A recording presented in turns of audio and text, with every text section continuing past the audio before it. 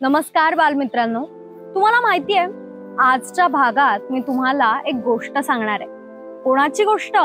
गाय आणि सिंह या दोघांची। एक गाव होतं। त्या गावातल्या गायी शेजारच्या जंगलात गवत चरण्यासाठी जात असत। त्या जंगलात एक सिंह राहत होता। तो नेहमी गायींची शिकार करायचा।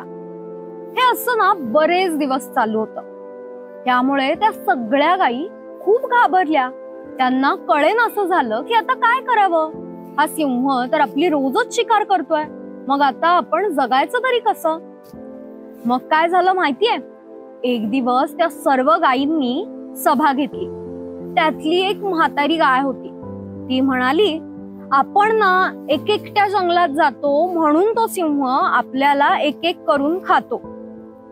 त्यामुळे आता इथून पुढे आपण एकट्याने जंगलात जायचं नाही। जेव्हा केव्हा आपण जंगलात जाऊ तेव्हा आपण सगळ्यांनी सोबत जायचं, असं त्या म्हाताऱ्या गायींनी इतर गायींना सांगितलं। मग सगळ्या गायींना हे पटलं।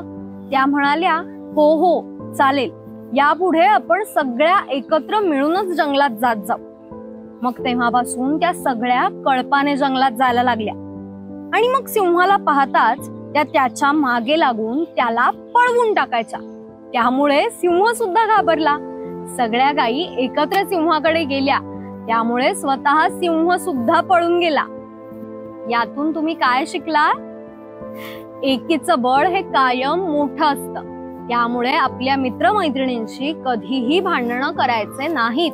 सगळ्यांनी एकत्र मिळून हसत खेळत राहायचं। थँक्यू।